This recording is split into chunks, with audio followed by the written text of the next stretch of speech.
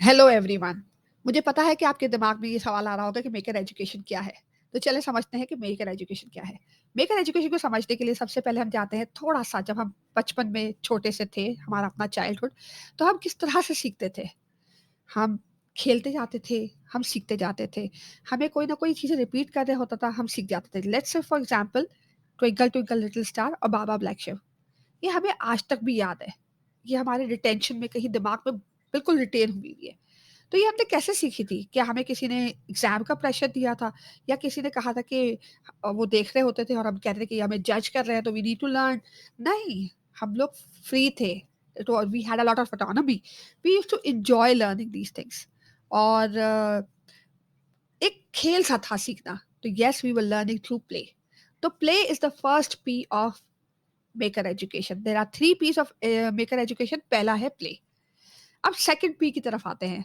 आपको अगर अपना एक्सपीरियंस याद होगा कि जब आपने साइक्लिंग सीखी, तो साइक्लिंग कैसे सीखी आपने? गिरते थे, पड़ते थे, चोट लगती थी, कोई सहारा देता था, कभी खुद सीख लेते थे, कभी वापस जो है वो बैठते थे साइकिल पे और गिर जाते थे। तो हमने इसी तरह से साइक्लिंग सीखी। यानी कि सेकंड पी है हमारा प्रैक्टिस, कि हमने प्रैक्टिस किया और साइक्लिंग सीख ली। अब आते हैं तीसरे पी की तरफ। तो मुझे यकीन है कि आप लोगों ने कहीं न कहीं अपनी अम्मी को खाना पकाते हुए देखा होगा या फिर अपने भाई को जो है वो ड्राइविंग करते हुए देखा होगा या अब्बू को ड्राइविंग करते हुए देखा होगा जब वो गुस्से में होते हैं, जैसे कि इसमें दिखाया हुआ है। तो क्या हमने देख-देख के सीख लिया? नहीं। यहाँ ज़रूरी था हमारा पार्टिसिपेट करना यानी कि थर्ड पी पार्टिसिपेशन। तो ये 3 पीस हैं मेकर एजुकेशन यानी कि कुछ ना कुछ बनाना, कुछ सीखना, कुछ बनाना, ठीक है? प्ले करना, प्रैक्टिस करना, पार्टिसिपेट करना और फाइनली कुछ बनाना। तो these are the 3 piece of maker education. It is all about making something. अब ये मेकिंग कहाँ से आई? चलिए मेकिंग कहाँ से आई वो हम होल्ड करके रखते हैं, लेकिन एजुकेशन क्या है? What is education? मेकर को तो हमने थोड़ा बहुत समझ लिया है। एजुकेशन क्या है? एजुकेशन लोग कहते हैं नॉलेज है, इन्फॉर्मेशन है, यू नो लेकिन why are we doing this knowledge and education और इन्फॉर्मेशन ये क्यों चाहिए हमें सब कुछ? ये हमें इसलिए चाहिए क्योंकि हम अपने आप को प्रिपेयर कर रहे हैं सोसाइटी के लिए। तो education is all about preparing for the society. तो क्या सोसाइटी जो हमारे वक़्त में सोसाइटी थी, क्या आज तक वही सोसाइटी है? नहीं। सोसाइटी चेंज हो चुकी है। सोसाइटी चेंज हो चुकी है, तो एजुकेशन भी चेंज हो चुका है। आज वो पढ़ना जो कि हम पास्ट में पढ़ते थे, वो आज शायद हमारे लिए एप्लीकेबल ना हो। आज चीज़ें चेंज हो चुकी हैं, बच्चों के पास टेक्नोलॉजी है, हमारे पास टेक्नोलॉजी है। शुरू में हम क्या करते थे, हम छोटी-छोटी चीज़ों में जैसे टेलीफ़ोन की डायरेक्टरी बनाते थे और बहुत सारे फ़ोन नंबर्स हमें याद होते थे। आज क्या होता है कि हमारे पास मोबाइल फ़ोन है और सारे उसके नंबर फ़ीड हुए हुए हैं। हमें कोई नंबर याद नहीं होता। So yes things have changed. उससे पहले भी अगर चले जाएँ, सोसाइटी जो कहते हैं ना हम चेंज हुई है, इवॉल्व हुई है। तो सबसे पहले यही होता था कि लोग खुद ही अपना खाना बनाते थे, लोग खुद ही अपने कपड़े बनाते थे, लोग खुद ही अपने घर बनाते थे, खाना उगाते भी अनाज खुद उगाते थे। लेकिन with the passage of time जब हमारी नीड्स मल्टीप्लाई होना शुरू हुई, तो हम एक्सपर्ट्स होना शुरू हो गए कि भई तुम खाना वो करो, तुम जो है वो अनाज उगाओ, तुम जो है फर्नीचर बनाओ and we used to exchange it. हम बार्टर सिस्टम करते थे और बार्टर सिस्टम भी थोड़ा-सा कॉम्प्लेक्स होने लगा, तो हमने उसको ईज़ी करने के लिए एक करेंसी इन्वेंट की, कॉइन इन्वेंट किया, करेंसी इन्वेंट की, मनी इन्वेंट किया। क्यों? सो दैट प्रॉब्लम सॉल्व हो जाए, we can exchange things for money. तो एक मनी की वैल्यू एस्टेब्लिश हुई। So this is how society evolved.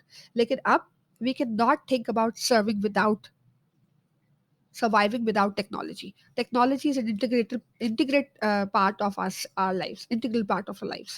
तो यहाँ पे जब सोसाइटी चेंज हो गई है, एजुकेशन चेंज हो गया है, तो हमें हर चीज़ को चेंज करना पड़ेगा। तो यहाँ पे एक और चीज़ को मैं कोट करना चाहूँगी। वर्ल्ड फेयर हुआ था 1964 में, जिसमें he was a scientist Isaac Asimov. He used to talk about future. तो उन्होंने यहाँ पे 1964 में इस पर्टिकुलर वर्ल्ड फेयर में इन्होंने कहा था कि he was talking about future. तो डेफिनेटली ही सेड कि फ्यूचर में बहुत सारे कंप्यूटर्स होंगे, बहुत सारे रोबोट्स होंगे। कुछ रोबोट्स काम के होंगे, कुछ बेकार होंगे। ऑलरेडी हो रहा है, दिख रहा होगा आपको। इसी तरह से उन्होंने कहा कि ऑटोनोमस कार्स होंगी, यानी कि ऑटोमेटिकली चलती हुई कार्स होंगी, जो कि आर्टिफिशियल इंटेलिजेंस की वजह से पॉसिबल होने वाली हैं। कि आर्टिफिशियल इंटेलिजेंस ने ये चीज़ पॉसिबल कर दी है कि कुछ कार्स ऐसी होंगी जो ऑटोमैटिकली चल रही होंगी। बिकॉज़ गूगल आपका पूरा डेटा रिकॉर्ड कर रहा है कि किस तरह से आप किधर जाते हो, किस तरह से आप ड्राइव करते हो, every single thing is pointed out over there. तो that will make it possible for AI to develop an automatic car for you. लेकिन इन्होंने एक और बात कही थी, इज़ाक एसिमोव ने, कि everybody will learn computer science. तो कंप्यूटर साइंस क्या है? ये सब्जेक्ट है?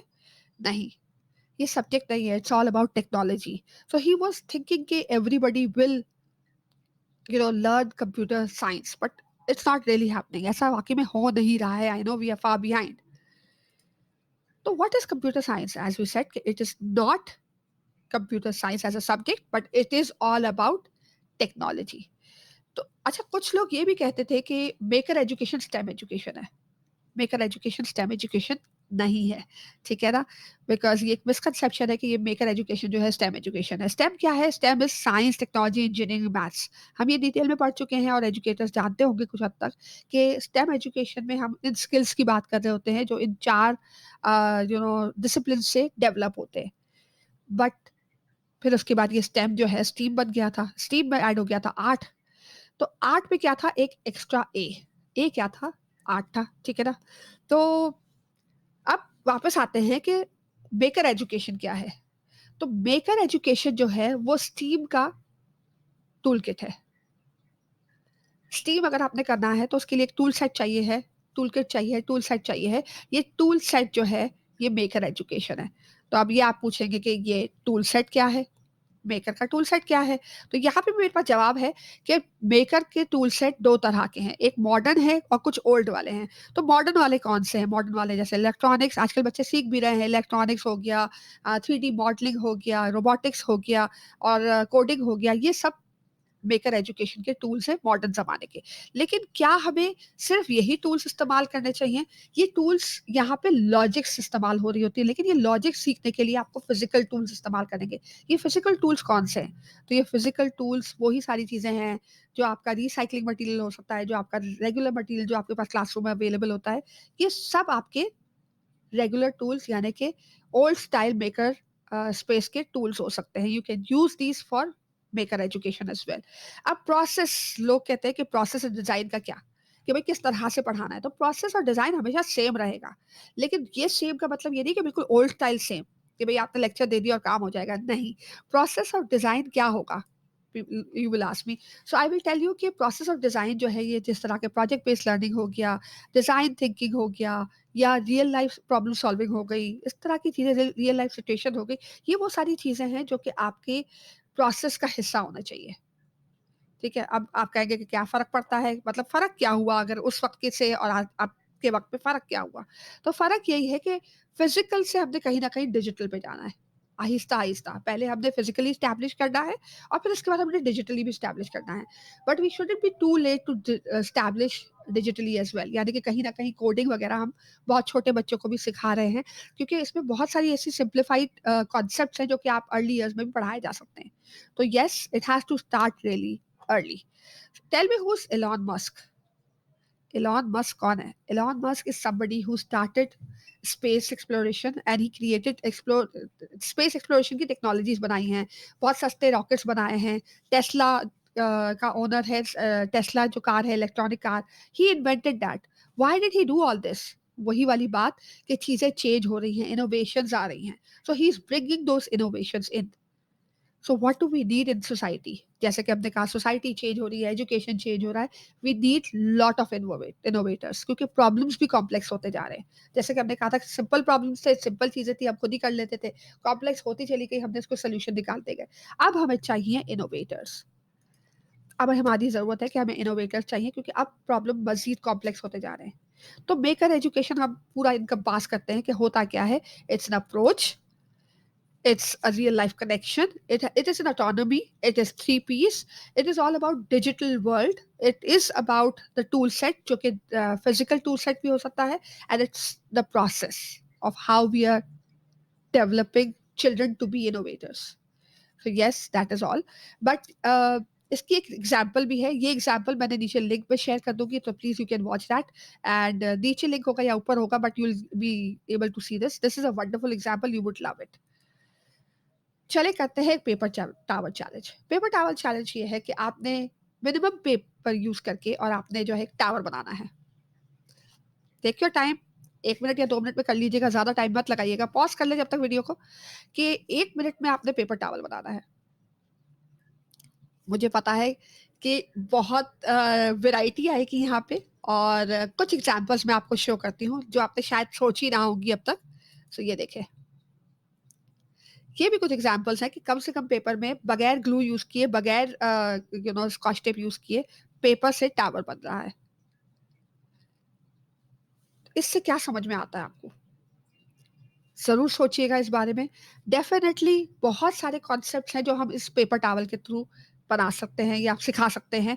हम बच्चों को पहले ये बनवाने को के दे दें, एक चैलेंज दे दें, they will explore a lot of things. इसमें साइंस भी है, कहीं न कहीं मैथ्स भी है, इसमें इंग्लिश भी है, इसमें सारे सब्जेक्ट्स हैं। सोचिएगा, अगर आप एक सब्जेक्ट एक्सपर्ट हैं तो आपको ज़रूर आंसर्स आएँगे।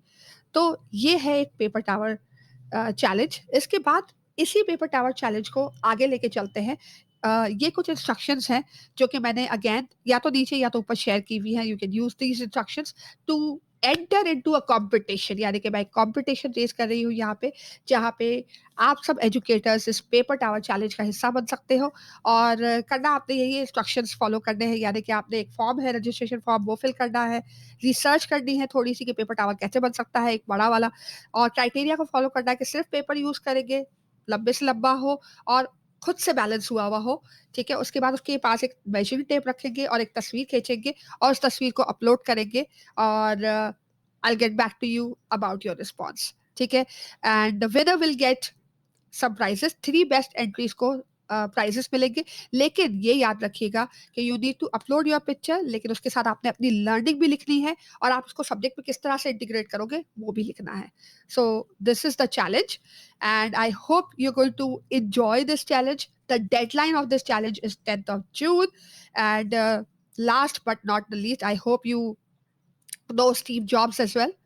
Steve Jobs is, again, yes, the founder of Apple, one of the richest person again, like Elon Musk. तो स्टीव जॉब्स क्या कहते हैं? वो कहते हैं कि everything around you that you call life was made up by people who were no smarter than you. हर चीज जो आपके आसपास है, जिसको आप जिंदगी कहते हो, वो आप जैसे किसी ने बनाई है। आपसे ज़्यादा स्मार्ट लोग नहीं थे वो। So you can be smarter, you can be innovator. So looking forward to see a lot of innovator educators, and this is the innovator educator challenge जो कि आपने 10 जून से पहले पहले अपनी सबमिशन देनी है। I'll be looking forward to receive entries from you and share the prizes with you. Thank you so very much for joining me on this session. Goodbye.